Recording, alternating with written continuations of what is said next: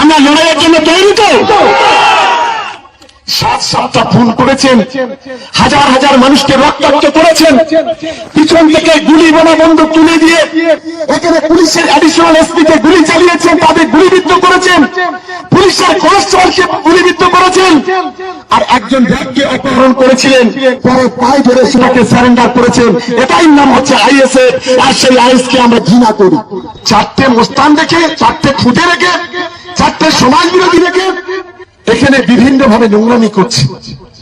কারোর বয়স 16, কারোর বয়স 14, কারোর বয়স 18। নোংরামি করে, বাজলামি করে, পিছনে কাঠি দিয়ে ক্ষমতা দখল করা যায় না।